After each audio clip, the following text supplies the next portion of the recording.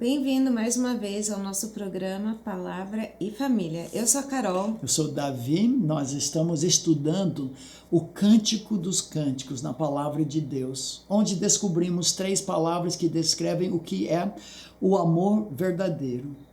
Tem paciência, pureza e perseverança. Estamos fechando a primeira metade do livro que trata da consumação do compromisso conjugal, na relação conjugal, usando termos muito suaves, tratando de forma delicada um assunto que pode ser um pouco mais pesado, mas de forma extremamente apropriada. Foi o C.S. Lewis, o autor do livro Cartas do Inferno, que descreve como um tio demônio é mentor para seu sobrinho, aprendendo como seduzir os homens, tentar os homens, e ele deixa muito claro que o inferno nunca produziu um prazer genuíno, porque só Deus pode fazer isso. A palavra de Deus diz isso em vários textos, por exemplo, Tiago, capítulo 1, versículo 7. Toda boa dádiva e todo dom perfeito vem do alto e descem do Pai das luzes, em quem não há mudança nem sombra de variação.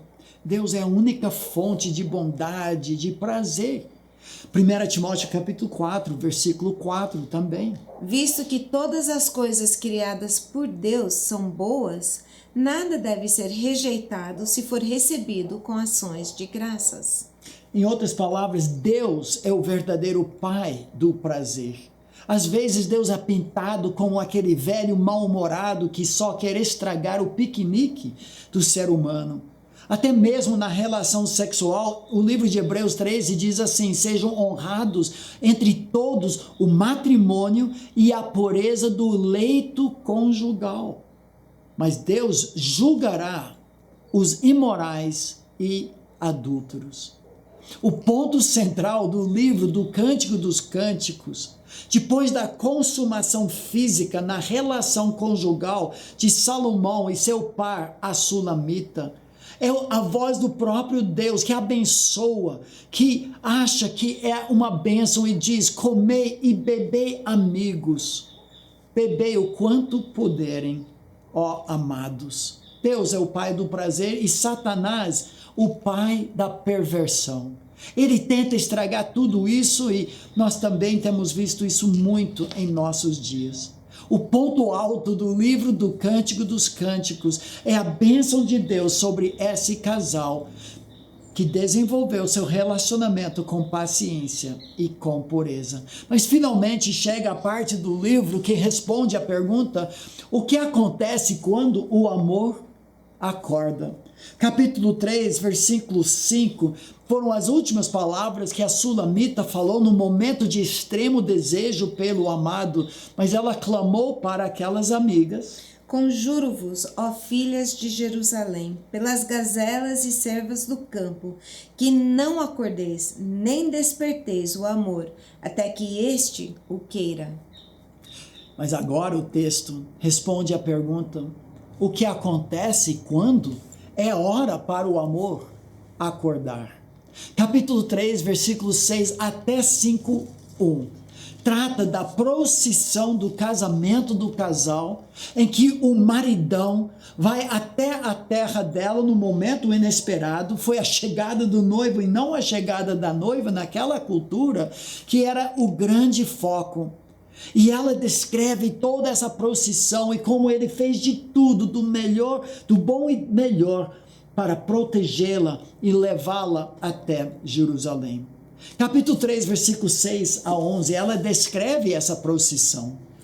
O que é aquilo que vem subindo do deserto como colunas de fumaça, perfumado de mirra, de incenso e de todos os tipos de pós aromáticos do mercador? É a liteira de Salomão.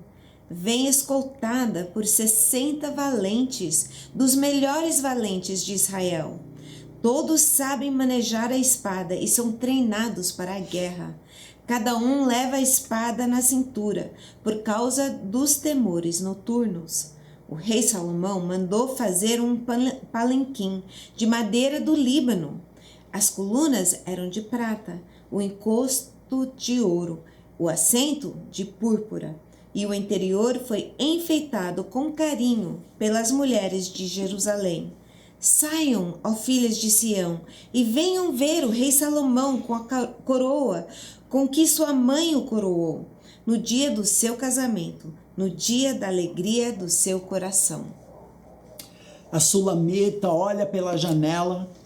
Ela não esperava tudo isso, quase um ano talvez passou, como era o costume daquela época, a preparação de enxoval, ele vendo tudo para ela, levá-la até o palácio. Quando de repente essa nuvem, parece que ele passou pelo duty free do aeroporto, do Boticário, comprou todos os perfumes e está tudo chegando nessa procissão de casamento. Ele não poupou esforços, nada, para a preparação do seu casamento. Ele vem com 60 padrinhos, eles devem ter ganho muitas geladeiras e micro-ondas naquela procissão, mas 60 guerreiros, porque eles iriam viajar longe, e ele não deixaria ela passar por nenhum sufoco, nenhum perigo, nenhum medo.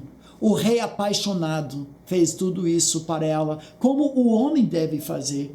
Notem a elegância e beleza, é um casamento real, nos lembra dos casamentos de Diana e de todos os herdeiros, príncipes e toda a farra e cerimônia que eles faziam e fazem, porque o amor inspira o melhor no amado. O amor implica em proteção, já falamos sobre isso. O marido deve ser o protetor da sua esposa e ela deve deixar que ele a proteja. Nós percebemos nesse casal uma união de pares, um para o outro, como temos falado, como tema do livro, e ambos para Deus. Aquela fórmula que diz 1 mais 1 tem que ser maior que 2 para justificar um casamento. Um jugo igual em prol do reino. Agora, com a chegada do noivo e a procissão que volta para Jerusalém, o marido fala. É a noite das núpcias, passa direto pela cerimônia dos votos para a consumação do relacionamento em toda a sua pureza. O homem que falou muito pouco até agora vai falar para ela. O que impressiona em todo o texto do capítulo 4 é que ele só fala de si mesmo uma vez. O foco é totalmente outrocêntrico. Ele está encantado com ela e a descreve de cima para baixo, dizendo assim: como és formosa, querida minha, como és formosa, os teus olhos são pombas e brilham através do teu véu. Os teus cabelos são como rebanho de cabras que descem ondeantes do monte de Gileade. Não recomendo que os homens façam assim, mas está descrevendo o efeito hipnótico. Enquanto as ovelhas, os cabritos estavam descendo e eram pretos, com lã preta, e o pôr do sol estava refletindo, era encantador para ele. Descreve os lábios como, versículo 2, os dentes como rebanho das ovelhas recém-tosquiadas, que sobem no lavadouro, as quais todas produzem gêmeos, e nenhuma delas há sem crias. Ele diz, não está faltando nenhum dente, mulher. Mas é mais que isso. Ele descreve ovelhas que foram recém-tosquiadas e estão saindo das águas e se sacudindo, e só provocava riso nele. Ela era a alegria da vida. Os teus lábios como fio de escarlate, tua boca formosa, as tuas bochechas como romã partida, brilham através do véu. Ele descreve o pescoço dela, mas aqui entra a questão da nobreza, do caráter, não só beleza exterior. O pescoço em Israel representava dignidade de caráter, como a torre de Davi edificada para arsenal, 1000 escudos pendem dela. Ela não era girafa, não é essa a ideia, mas broqueios de valorosos. Descreve até os seios dela, como duas crias gêmeas de uma gazela que se apacentam entre os lírios. Em termos cada vez mais íntimos, mais apropriados para um casal casado. Versículo 6, a única vez que ele se refere a si mesmo. Antes que refresque o dia e fujam as sombras, eu irei ao monte da mirra e ao outeiro do incenso. Ele vai consumar o relacionamento mútuo. Notem como o outrocentrismo norteia todo esse texto.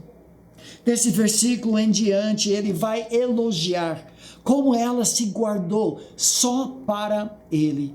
O foco de cada um é o outro. Ele até chama ela a chegar para ele do Líbano, mas já estava lá com ele, dos temores noturnos, mas está pedindo não somente o corpo dela, mas a alma dela também. Ele a elogia pelas carícias, pela virgindade. E aqui chega no ponto alto do livro todo. Ele diz no versículo 15 do capítulo 4, és fonte dos jardins, poço das águas vivas, torrentes que correm do Líbano, assim como Salomão em Provérbios 5 descreve a satisfação dentro do casamento como sendo um tsunami de alegria. Ele vai aumentando desde um poço até um rio de prazer que ela oferece para ele. E nesse momento ela derrete e ela se oferece para ele. Versículo 16 do capítulo 4. Desperte vento norte e venha vento sul, soprem no meu jardim, para que se derramem os seus aromas. Que o meu amado venha ao seu jardim e coma os seus frutos excelentes. Esse é o ponto central do livro todo. 111 linhas de texto hebraico antes, em 56 versículos. 111 linhas de texto hebraico depois, em 60 versículos. O exato centro, esse momento de intimidade. Deixa o homem pai e mãe, una-se à sua mulher e agora sim, tornando-se os dois uma só carne. Deus então abençoa. Ela entrega o que era o jardim dela para ele. Meu jardim se torna o jardim dele. E ele responde, já entrei no meu jardim. Ele aceitou esse presente. Minha irmã noiva minha, colhi a minha mirra com a especiaria, comi o meu favo com o mel, bebi o meu vinho com o leite. Eu cheguei na terra prometida. E agora, na tenda das núpcias, na escuridão da noite, uma voz misteriosa penetra a escuridão e abençoa o casal. Comei e bebei, amigos, bebei fartamente, ó amados. Nós descobrimos aqui que o amor conjugal é, acima de tudo, um dom de Deus, ordenado por Deus, abençoado por Deus, que reflete seu ser e é precioso aos seus olhos. A sexualidade humana, na hora certa, com a pessoa certa, é abençoada e exaltada por Deus. Ele é o Pai do prazer.